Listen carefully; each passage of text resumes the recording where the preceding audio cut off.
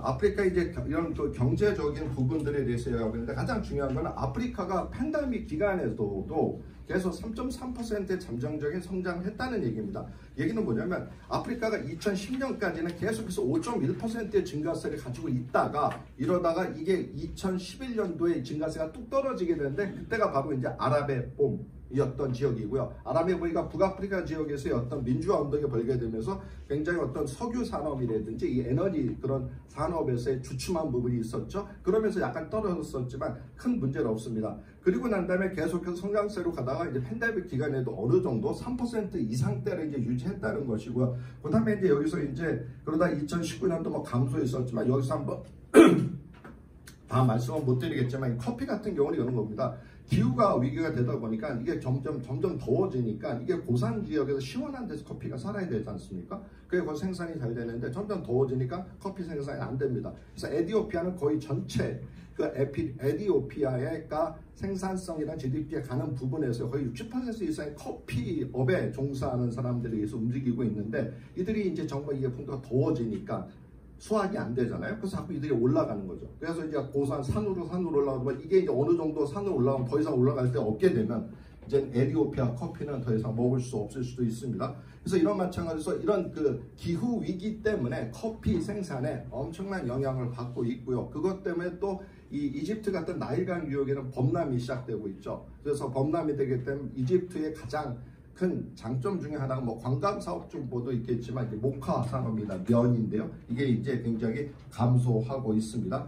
그래서 이제 근데 더불어서 이제 또 외국인의 투자자가 이제 직접 투자가 감소됐고 뭐 감소됐다 해서 지금 아프리카 전체적으로 전반적으로 이제 어떤 위기 국면에 있다고 볼 수도 있겠지만 이제 점점적으로 이것이 나아지고 있습니다. 그래서 어떻게 나아질 것이냐는 것을 이제 나눠봤지만 이제 중앙 아프리카 정도는 봤을 때는 원자재 가격이 이제 하향하기 때문에 감소할 것 같고요. 동아프리카 쪽은 이제 생산 구조, 동아프리카 생산 구조라면 이 동아프리카 지역을 통해서 실리콘 사바나라 그래갖고 IT 벨트가 만들어졌고요. 거기 이제 케냐 중심의 곤자시티라고 우리나라 카이스트가 이제 거기 이제 들어간다고 되고 있고요. 그래서 나이로비에서 한 60km 정도 됩니다. 이런 식으로 이제 변화가 되기 때문에 동아프리카 지역은 굉장히 산업화의 트렌드의 다각성, 쉽게 얘기해서 산업 구조의 다각화를 시키면서 증가할 것으로 보이고요. 북아프리카 지역에서는 이제 모로코, 리비아 같은 경우가 올해 IMF가 선정한 20개국, 성장 가능한 20개국 12개 중에 들어간 나라가 바로 리비아가 됐습니다. 그 다음에 이제 남아프리카 같은 경우는 아직도 이제 좀 남아프리카, 그러니까 그 남아공 지역에 그런 어떤 그 생산이나 소비성이 감소되면서 전체적으로 감소되고 있고요. 그 다음에 서아프리카 지역에서는 이제 지금 아까 말씀드린 그 라이스 벨트도 있을 뿐더러 뭐 이런 것 때문에 증가세가 예스지만 거기 사할 벨트라고 해서 수단에서부터 기니까지는 5,600km 정도의 쿠데타가 계속 일어나고 있는 저희가 사할 벨트가 되겠죠. 그쪽에서의 어떤 그 위기 상황 이런 것들 때문에 조금 이제 그 좀 위기 상황 때문에 조금 이제 그 어느 정도의 그런 변화는 있겠지만 증가할 것으로 저는 예측하고 있습니다. 하지만 이제 전체적으로 봤을 때 여기 봤을 때 여러분들 보시겠지만 이게 뭐 제가 권역별로 말씀드렸지만 나라마다 되게 다릅니다. 그래서 이것을 단순하게 이렇게 단순화시키는 것은 좀 문제가 좀 오류가 있는 것 같고요. 여러분이 나라에 따라서 보시면 될 것 같습니다. 자, 그래서 이제 그 증가세에 대해서 말씀을 드리고 이거 거꾸로 갔네. 자, 그럼 이제 부정적인 요인하고 우리가 이제 긍정적인 요인을 보겠습니다. 세계 경제 침체가 되는 아프리카 수요가 이제 영향을 받을 거고요. 국제 금융의 긴축 상황이 되니까 부채 상환 비용이 상승하고, 왜냐하면 아프리카가 이제 인프라라든지를 개발하는데 굉장히 그 외국 돈을 많이 썼습니다. 그다음 기상 이변 말씀드렸고, 그다음에 러시아, 우크라이나나 좀 이스라엘과 뭐 하마스 문제라든지 이런 것들 때문에 원자적 가격에 영향을 주고 있고요. 또 그다음에 국내 갈등, 아까 얘기했던 그 사할 그 벨트라든지 쿠데타라든지 내전이라든지 보코 하람이라든지 그다음 후티 반군이라든지 이런 것들 때문에 군사 비용이 유지되고 군사 비용이 과도하게 지출되고 있습니다. 그다음에 이제 총선, 얼마 전에 이제 남아공에도 총선이 있고 알제리도 총선이 있었죠. 그래서 이제 이번에 정상회담 때 이제 주요국이지만 못 왔던 이유 중 하나가 총선 정국이었다고 보시면 될 것 같습니다. 그런데 긍정적인 요인은 중국 경제가 이제 생산되니까 아시아 지역도 이제 다시 활성화되면서 이제 수출 수요가 증가할 것 같고요. 그다음에 이제 그 인플레이션 통화 정책 효과가 나타나고 있고 긴축 통화로 속도가 완화되고 그다음에 녹색 경제 구현을 위해서 각국뿐만 아니라 왜냐하면 이제 그 DR 콩고 같은데 이탄지가 있거든요. 우리가 흔히 얘기하는 그 이탄지는 거기 탄소가 이렇게 매장돼 있죠. 이제 그것을 이제 개발을 하겠다는 겁니다. 그 개발을 하게 되면 우리가 흔히 느끼듯이 브라질의 아마존을 개발하게 되면 우리가 얼마만큼 우리 지구 전체에 영향을 받지 않습니까? 마찬가지로 거기서 이탄지를 개발을 하겠다는 우리가 못 사니까 우선 이탄지 개발할 거야. 아니면 우리에게 지원을 해줘. 그래가지고 좀 이런 녹색 자금 같은 경우가 많이 투입되고 있다고 보시면 될 것 같습니다. 그 다음에 이제 이러다 보니까 노동 인구가 상당히 많죠. 근데 아프리카는 대부분 1차 산업 위주인데 그 1차 산업이 점점 서비스 업적으로 변화되고 있다고 보시면 될 것 같습니다. 그래서 생산 인구 가능성은 15세에서 16세가 굉장히 많고요. 그래서 이제 그 서비스 부분에 일자리가 일어나고 있고요. 그래서 이제 은행, 보험, 과학. 그래서 이게 특히 은행, 보험 이런 쪽에 일본이 굉장히 발빠르게 들어가서 일본은 지금 금융업 쪽으로 굉장히 확장을 하고 있습니다. 그래서 그다음에 관광은 또 중국이 이제는 하도 이제 그 인프라를 하다가 이제 좀 이렇게 bun국에 대한 부정적 인식이 커지다 보니까 관광지를 개발을 합니다. 그래서 말씀드렸지만 아프리카에는 천혜 관광지가 상당히 많거든요. 근데 거기를 이제 접근성이 떨어지니까 중국이 개발을 해줍니다. 그리고서는 무엇을 받냐면 그 지역의 부동산 임대권을 받습니다. 그러니까 자연스럽게 그 지역에 개발을 해주는 것 같지만 실질적으로 중국의 이득이 되는 부동산 임대권을 갖는 경우들이 상당히 많습니다. 자, 그래서 이제 ICT 디지털 기술 되게 필요하다는 부분이 있고요. 그리고 여기 이제 이것은 이제 요번에 우리가 이제 작년에 있었던 우리나라가 이제 51개국 중 14개의 혁신상을 받았다는 거죠. 그만큼 이제 우리나라의 이제 바이오 헬스라든지 인공지능 기반 제조, 자율주행, 충전, 배터리 등 이런 부분에서 우리가 인정을 받고 있는 거죠. 이런 부분이 또 아프리카가 필요로 하는 부분이라고 보실 수가 있습니다. 그래서 이런 부분이 필요로 하는 것도 중요하지만 그들에게 우리가 교육을 시킬 수 있는 거죠. 그리고 교육이라는 것은 우리가 흔히 얘기할 수 있는 간단하게 소프트 파워인 거죠. 교육을 시키면 우리도 저희도 학교에 있지만 학교에 이제 아프리카 학생, 동남아 학생을 굉장히 많이 오지만 또 저도 미국에서 유학을 했지만 자기도 모르게 그 나라에서 교육을 받으면 그 나라의 사회화되는 경향들이 상당히 많습니다. 비판적 사고도 생기지만 동시에 긍정적 사고도 같이 가게 되죠. 그래서 이들에게 교육을 시키고 또 이 교육을 통해서 한국에 대한 긍정적인 이미지도 생기고 그들에게 먹거리가 되고 그 먹거리가 바로 녹색 성장으로 가는 이런 선순환 구조가 만들어질 수 있는 강점을 우리나라가 있다는 것에 대해서 우리가 주지할 필요가 있습니다. 자, 아프리카는 이 녹색 산업을 갈 수밖에 없는 이유가 뭐 탄소 배출 심하죠. 뭐 초기 비용이 가니까 그래서 발전 가능성 왜 아프리카 가지고 있는 태양력, 풍력 근데 이제 태양광 같은 경우가 아프리카가 더우니까 할 수 있겠지 하지만 이제 사막 같은 데는 태양광을 못 합니다. 그냥 사막 먼지가 있고 사막에서 이렇게 바람이 불면은 그 사막의 그 모래가 그 패널에 깔리게 되거든요. 그리고 사막은 이 온도차가 급하고 패널에 그것이 얼어붙습니다. 그럼 그걸 계속 닦으러 다닐 수 없는 거 아닙니까? 그래서 이거는 사막 지역이 아니라 사막 외 지역에서 어느 정도 일조량이 있는 곳에서만 쓸 수 있는 것이지 무턱대고 아프리카에서 다 쓸 수는 없습니다. 그 다음에 이제 그 풍력이라는 것은 이제 풍력이라는 것도 내륙 지방은 좀 힘들고요. 이렇게 높새 바람이 나타날 수 있는 내륙 지방이나 우간다나 말라이 쪽으로 해가지고 거기는 이제 여러분들이 잘 아시는 고릴라가 사는 지역이지 않습니까? 그 지역에서 이런 산맥이나 이런 쪽으로 산과 산 사이에다 만든다든지 근데 거기까지 그거를 이 풍력 발전기를 옮기는 자체가 어마어마한 일이기 때문에 거기에 투자를 할 바에는 다른 쪽에 투자를 하겠다라는 게 아프리카인들의 그 생각들입니다. 그래서 여기는 뭐 한 4가지 나라들을 한번 뽑아서 정리를 했습니다. 여러분 보시면 될 것 같고요. 그 다음에 이제 그 녹색 성장을 하기 위해서는 결국은 이제 아프리카가 빨리 이렇게 가야 된다고 하지만 4% 정도밖에 안 돼. 이거 아까 말씀드린 아프리카가 탄소 배출의 4%밖에 안 된다는 거죠. 하지만 아프리카는 세계에서 가장 제일 피해를 많이 받는 지역이라는 것을 우리가 기억하셔야 됩니다. 그러다 보니까 이 아프리카에서 빨리 녹색 성장으로 가야 되는 그런 에젠다들에 대해서 세팅이 되어 있고요. 근데 그런 부분에 대해서 정부가 국가가 거기에 대해서 움직일 수 있는 여력이나 이런 부분 상당히 부족합니다. 하지만 그 부분이 바로 이제 민간 부분에 자금이 유입되는 부분이고 그것이 바로 기업이 가야 될 부분이고요. 거기서 만들어지는 게 쉽게 해서 광물 생산뿐만 아니라 그걸 유통하고 또 그거를 어떻게 제조하는 이런 모든 부분에 어떤 민간 사업자들에 대해서 많이 열려 있다는 거죠. 그리고 이제 FTA가 되다 보니까 한 지역에서 다른 지역으로 이것을 물동을 옮긴다 하더라도 관세가 없다는 부분들을 여러분들이 생각할 부분이 있습니다. 자, 그래서 이런 민간 부분에 대한 것이 굉장히 필요하고, 여기서 얘기하고 싶었던 건 이제 디지털 그린 휴먼 삼각추라는 건 아까 말씀드린 대로 그러니까 휴먼의 성장을 해야 되니까 인간 성장하기 위해서 교육을 시키도 무슨 교육을 시키냐? 디지털 교육을 시키고요. 그래서 그 디지털 교육을 통해서 탄소가 감소되고 그게 녹색 성장이 될 수 있다는 총을 얘기하고 있습니다. 자, 그래서 이제 아프리카 이제 유통과 경협 쪽 부분에 대해서 말씀드리도록 하겠습니다. 자, 어떤 부분이냐, 바로 이제 아프리카, 아까 일단 블랙 다이아몬드도 얘기했지만 아프리카가 어마어마하게 도시화가 되면서 소비층이 늘어나고 있죠. 그러다 보니까 여러분들 생각하시기에 여기 이제 아프리카 갔다 오신 분도 있겠지만 이제 가시게 되면 대부분 뭐 관광으로 가시니까 이런 이제 쇼핑몰이나 로컬 마트 같은 안 가보셔 별로 이렇게 그 경험이 없으시겠지만 아프리카 이렇게 실질적으로 아시면 이거는 이제 왼쪽에 있는 거는 그 나이지리아 라고스에 있는 거고요. 오른쪽에 있는 그런 이제 남아공에 있는데 엄청난 큰 쇼핑몰이 있고요. 여기에 이제 여가, 오락이 같이 되는 오락실도 있고요. 그다음에 영화관도 있고 이런 식으로 멀티플렉스한 개념들이 만들어지고 있고, 그래서 여러분 잘 아시는 멀티플렉스 같은 데는 이 상가만 있다 보니까 사람들이 지루하지 않습니까? 지루하기 때문에 그들에게 변화를 주기 위해서 만드는 게 영화관이거든요. 그래서 영화관에서 이게 만들어지는 것이 이런 변화, 환경의 변화를 느끼게 하는데 그런 정도까지 사람들의 인식이 변화가 됐다는 겁니다. 그래서 이건 굉장히 중요한 포인트를 여러분들이 보실 수 있습니다. 자, 그래서 이런 비공식 마집과 현대적 쇼핑 방식이 공존하고 있다는 게 아프리카의 모습이고요.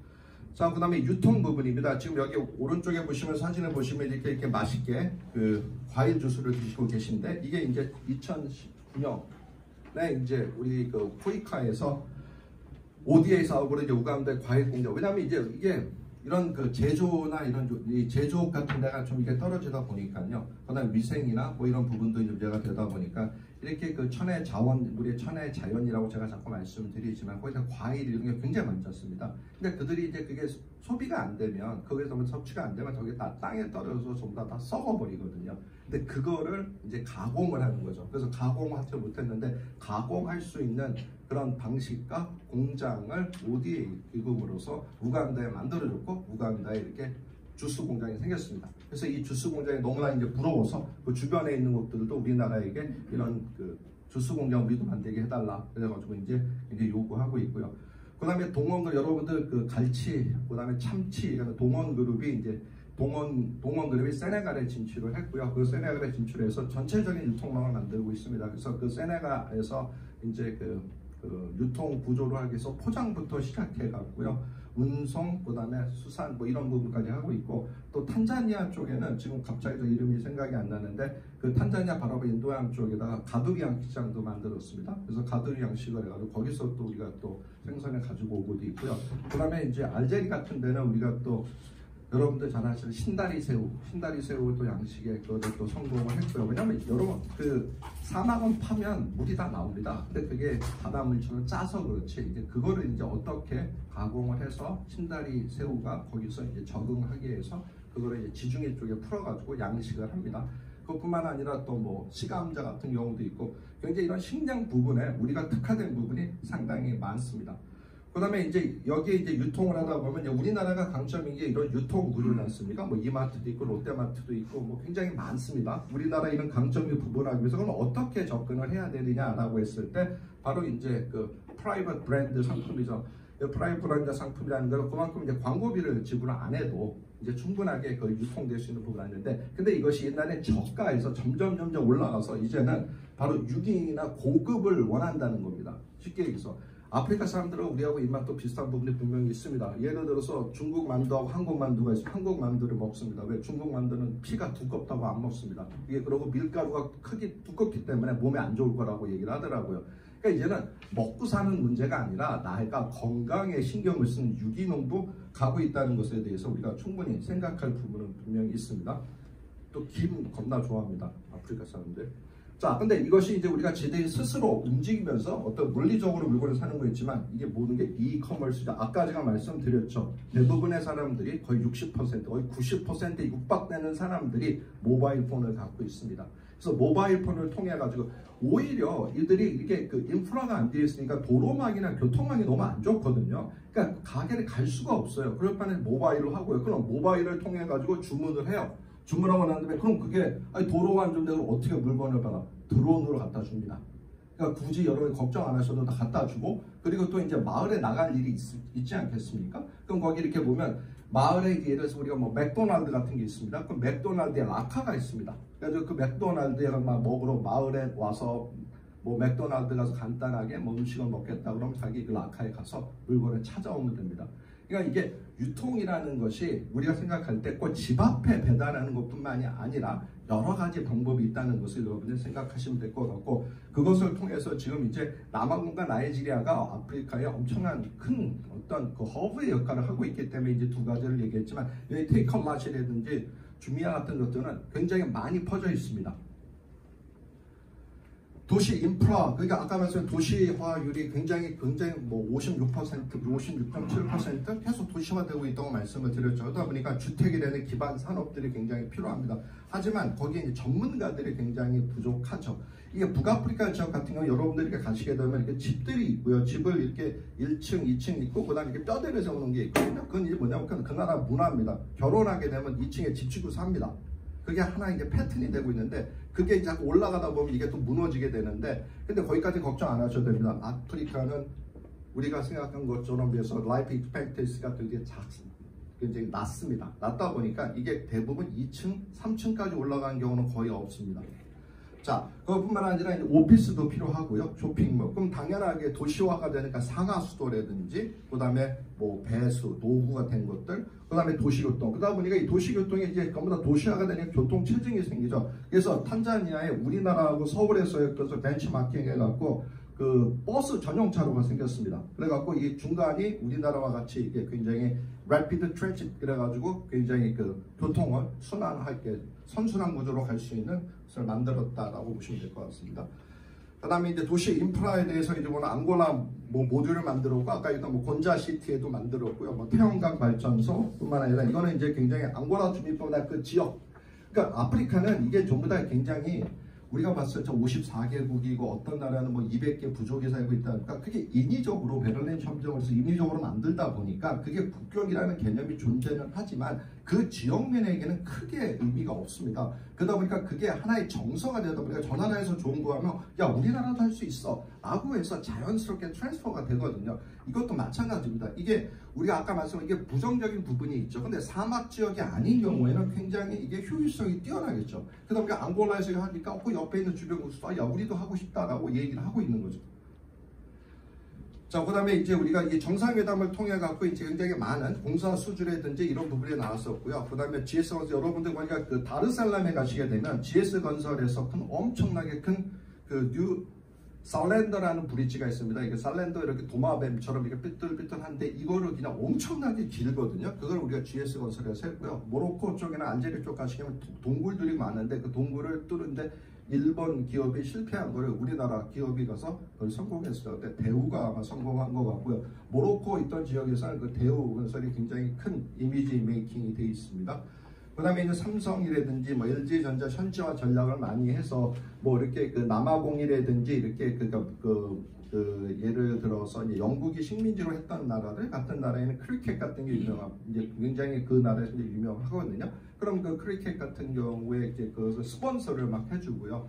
그다음에 뭐 태권도 대회도 열고 또 아프리카 사람들이 흥을 좋아하지 않습니까? 그래서 LG 같은 경우는 마을 단위로 하이파이 가라오케를 막 설치를 해줍니다. 그래갖고 마을들이 시기해서 뭐죠? 이게 뭐 CSR 사업 같은 개념이겠죠. 그래갖고 나름대로 자기네들에게 좋은 이미지 메이킹을 하고 있습니다. 자, 그 다음에 인프라 쪽에 대해서 이제 스마트 시티라든지 업무 협력 이런 것들이 이번에 굉장히 많이 이루어졌고요. 그래서 이런 것들이 이제 실질적으로 이제는 이제 보여줘야 되겠죠. 우리가 어떤 협약이라는 자체는 많이 이루어졌지만 실질적으로 이것이 눈으로 보이는 가시화됐으면 좋겠습니다.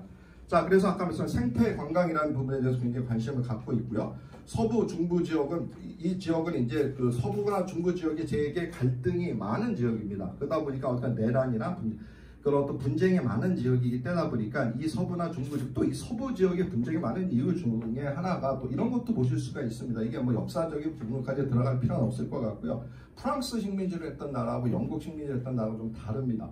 영국은 나름대로 이 자치권을 인정을 했었고요. 그 중간에 그 자치권을 인정하면서 자기들이 손에 피를 안 묻히고요. 인도 사람들을 데려다 그 역할을 하게 했거든요. 그래서 아프리카 가시면은 그 영국이 식민지 했던 그런 그 나라에 가시면 인도 식당 되게 많습니다. 그리고 인도 사람들이 중상류층을 차지하고 있고요. 하지만 이 프랑스는 원네이션 팔러스를 쓰다 보니까 북아프리카라고 서아프리카라도 반감이 상당히 심합니다. 그러니까 무조건적으로 프랑스인이 돼야 된다는 이런 우리가 흔히 얘기해서 일본이 우리나라 식민지 지배할 적에 썼던 문화 말살 정책과 비슷할 정도의 그런 정책을 썼기 때문에 거기에 대한 반감이 큽니다. 그러다 보니까 상대적으로 사람들이 개척을 들었고 또 이쪽 지역을 보시면 서아프리카 지역이 그 노예가 수출되던 지역이거든요. 그럼 우리가 봤을 때 노예가 저기 무슨 유럽 사람들이나 뭐 유럽 사람, 미국 사람들이 와가지고 그 노예를 가지고 그 불쌍한 사람들 잡아다 팔아먹다 이게 아니라 실질적으로 그 지역에 있는 아프리카 사람들이 전쟁이나 나름대로의 그 내전이나 다른 나라를 정복하고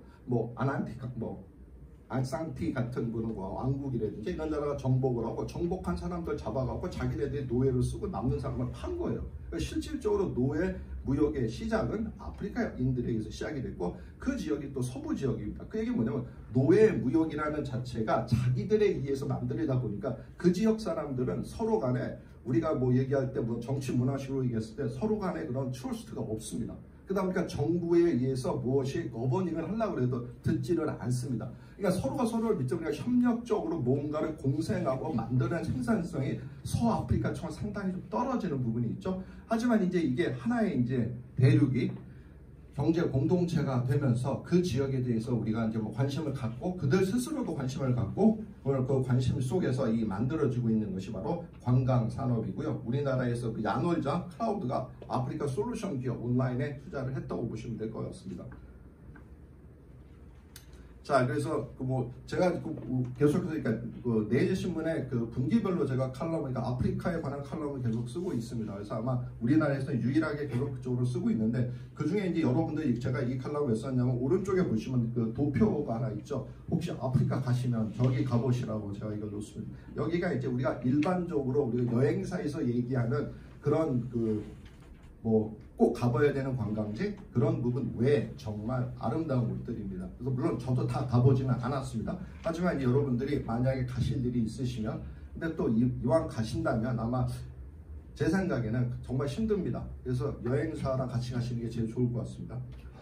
자, 그래서 여기가 이제 그 한번 보시면 좋을 것 같고요. 그래서 이제 그 아프리카가 이제 팬데믹 기간 동안에 그 이제 관광 수요가 굉장히 적었죠. 그게 적었다는 얘기는 그만큼 아프리카가 성장성이 떨어지게 됐다는 얘기겠지만 이제 다시 이제 엔데믹이 된 이후부터 이것이 이제 그 엔데믹도 다시 활성화되고 있습니다. 이제 활성화되면서 아프리카가 이제 활성화되는데 그럼 여태까지 가장 사람들에게 관광객들이 왔을 때 가장 문제가 되는 부분이 뭐냐라는 부분에 대해서 이제 얘기를 하고 있고요. 숙박이라든지 비자분들이라든지 뭐 트랜지션, 와이드 사파리나 슬립아웃 이런 것들이 뭐냐면 인터넷으로 하는 겁니다. 인터넷으로 숙박을 이제 자기가 그 숙박을 이렇게 비교해서 고를 수가 있고요. 그다음에 자기 여행 프로그램을 짤 수가 있습니다. 그래서 나는 어디 방문 뭐 어드벤처 투어 같은 거 뭐 우간다의 고릴라 트레킹을 하겠다. 그럼 그걸 해도 좋고요. 뭐 나미비아에서의 사막 보딩을 하겠다든지 말라이의 철인 3종 경기를 했던 지역에서 나도 한번 그걸 해보겠다든지 이런 식으로 자기가 골라서 할 수 있는 인터넷 3월 인터넷 플랫폼이 생겼다고 보시면 될 것 같습니다.